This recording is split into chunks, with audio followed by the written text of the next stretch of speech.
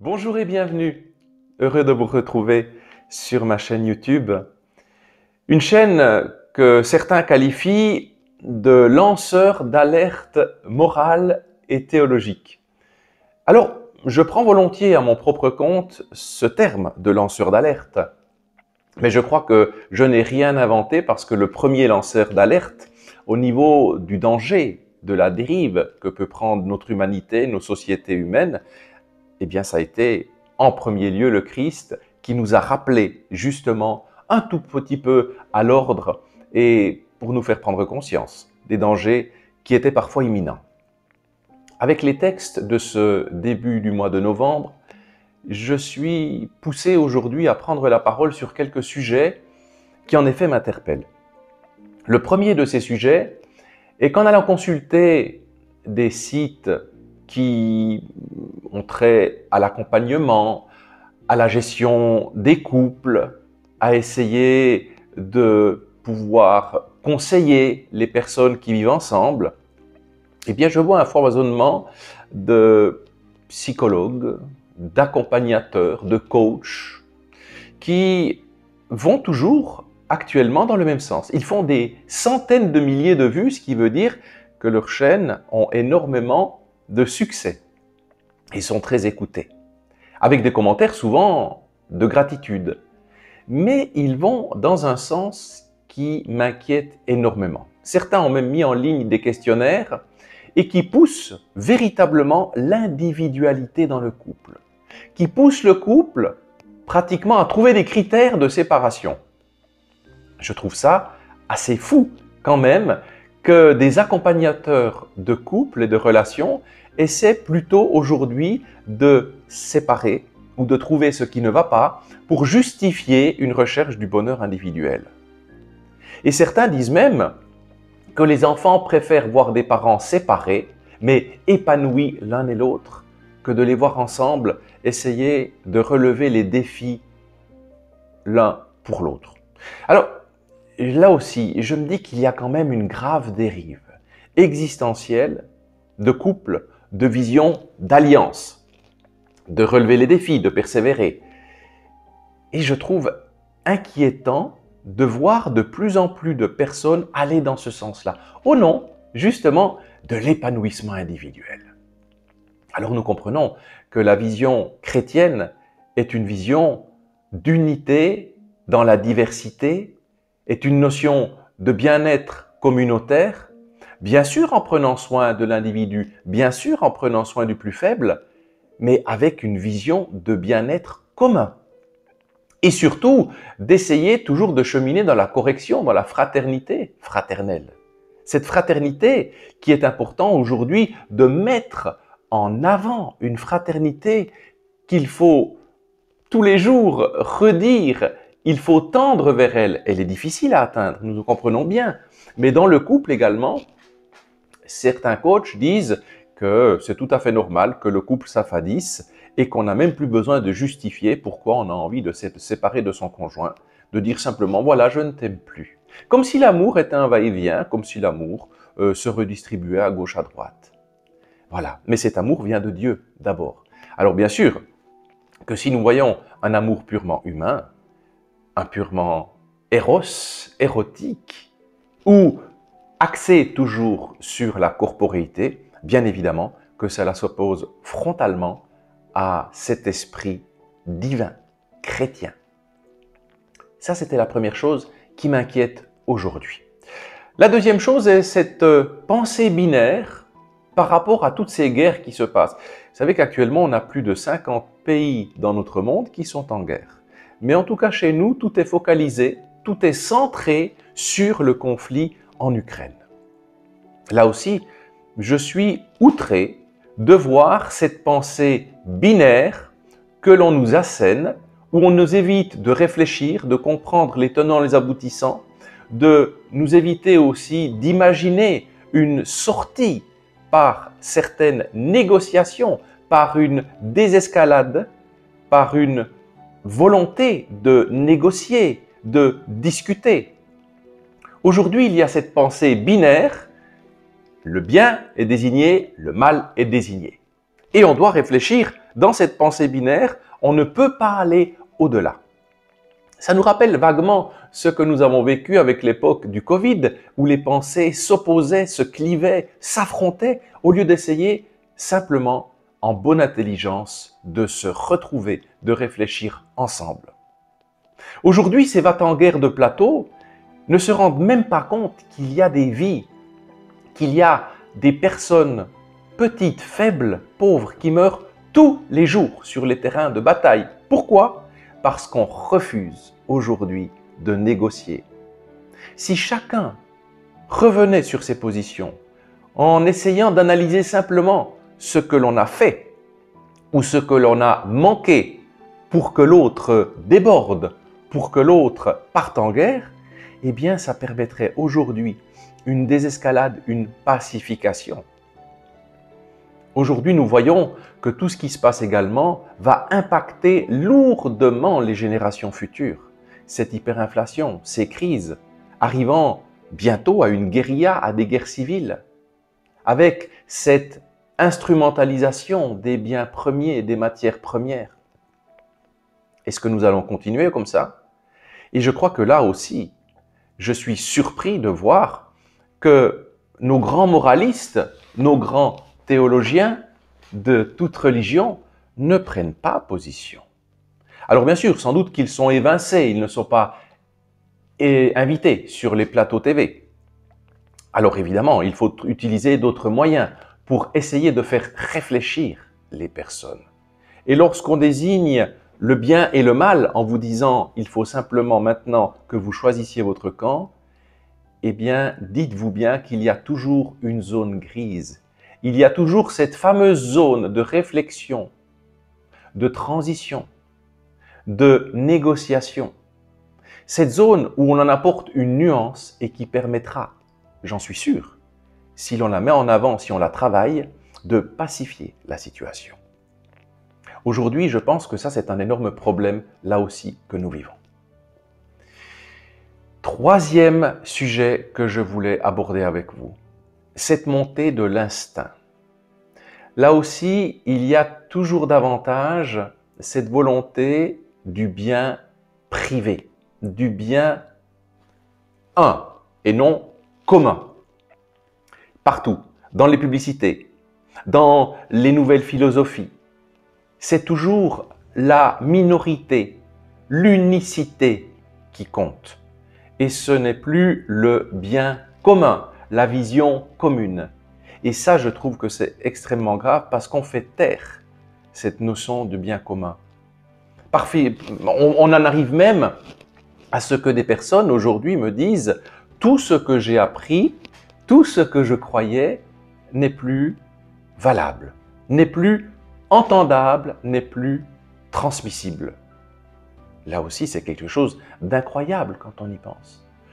Nous vivons non plus sur un socle de valeurs, de moralité, de quelque chose qui est de l'ordre d'une tradition, d'une transmission. Nous sommes dans des sables mouvants.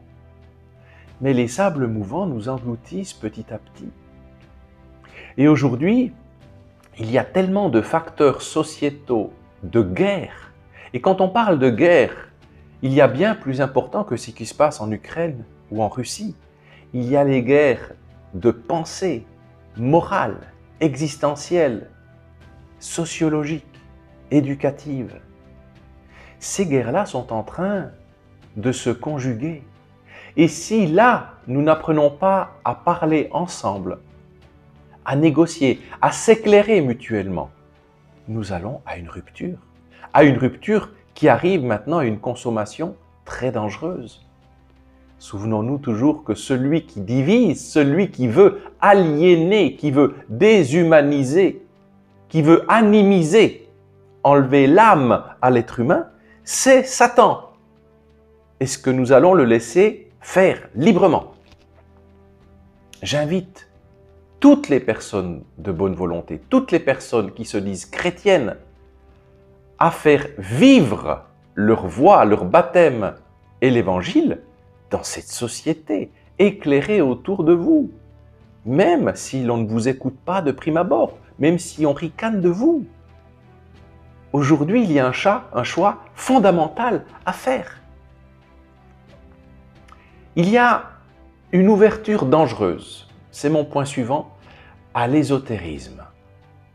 Bien sûr que la méditation, l'adoration, la prière, l'intercession, les sacrements, la lectio divina, aujourd'hui, c'est un peu vieillot, c'est un peu dépassé. Il faut ouvrir son esprit à autre chose. Là aussi, quand on voit ce qui se passe au niveau de ce foisonnement ésotérique, c'est très inquiétant. Et beaucoup de personnes qui pourtant désertent les églises et la foi, je dirais traditionnelle, sont friandes de ça. J'entendais encore dernièrement des personnes, pourtant qui se disent chrétiennes, me dire qu'elles allaient aller voir un mentaliste. Vous savez, ceux qui hypnotisent des personnes, ceux qui font de la divination, qui devinent des choses dans une salle de spectacle. On croit en ces gens-là, on paye pour aller voir ces gens-là. Ça devient des nouveaux gourous. S'ils vous disent, voilà ta vie, ça doit être ça, voilà, fais attention dans ta vie à cet aspect-là, on va les croire. On va les croire parce que justement, ils ont une méthode de séduction, d'hypnose de notre esprit, qui en fait est une aliénation, qui en fait est quelque chose qui est de l'ordre de l'asservissement, d'un manque de liberté. Le libre arbitre, où est-ce qu'il est avec ces personnes-là?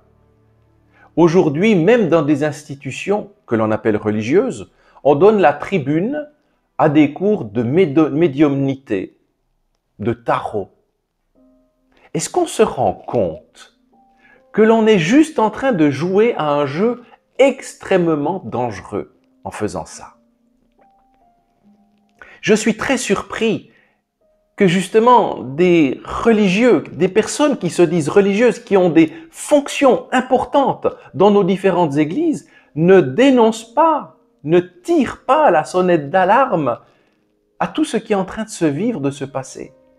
Avec non plus seulement notre complaisance de personnes croyantes et chrétiennes, mais avec notre assentiment, avec notre complicité. Nous avons un grand choix, là aussi, à faire. Et puis, il y a ce qui se passe actuellement du côté des États-Unis. Pour 25 000 $, vous savez que vous pouvez choisir un bébé sur catalogue, avec la couleur des yeux que vous voulez, la grandeur que vous voulez, couleur de peau, couleur de cheveux, corpulence, QI, des caractéristiques incroyables. Alors, un généticien disait, oui, on ne peut pas encore complètement choisir toutes les caractéristiques, mais on avance. Alors moi, je pense que cette avance-là est un profond recul dans l'histoire de l'humanité, dans l'histoire de la création.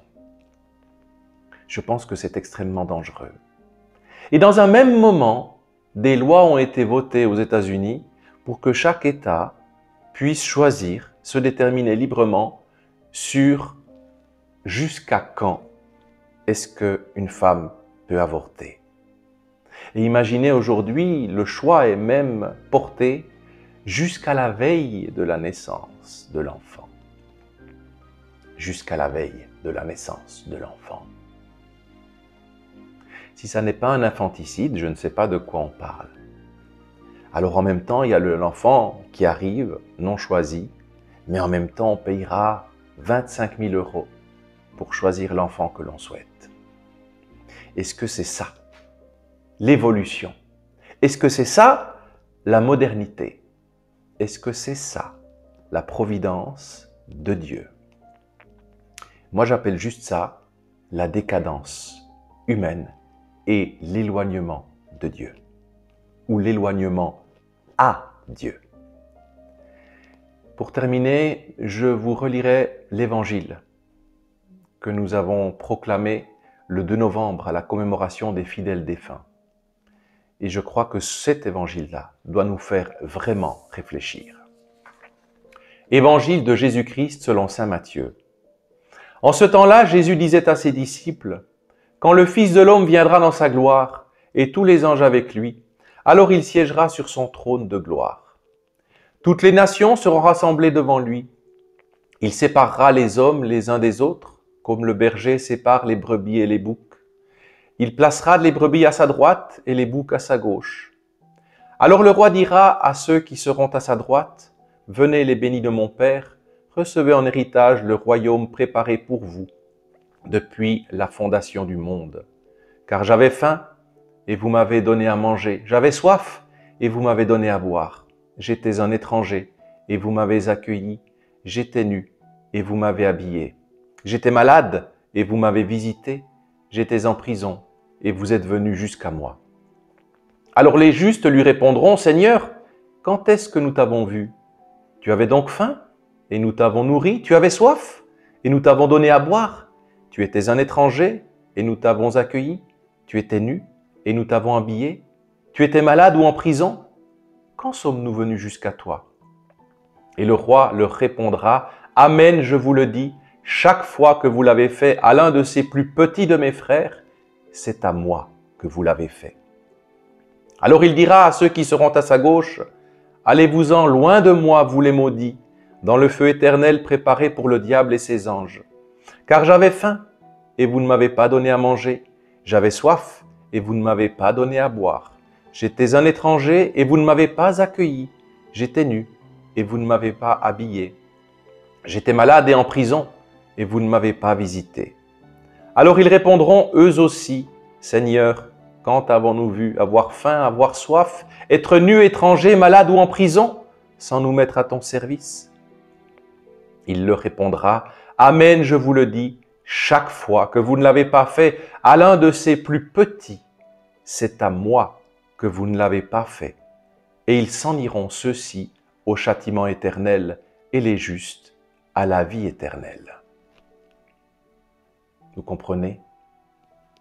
Aujourd'hui, nous avons à choisir la vie ou la mort. La communion,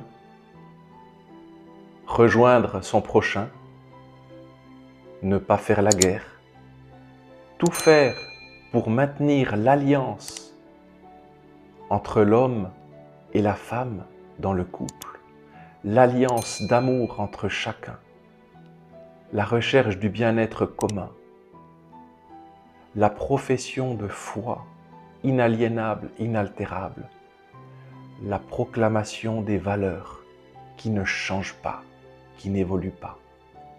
Soit nous plaçons Dieu au centre de notre création, soit nous plaçons l'humain au centre de cette création, de son bien-être.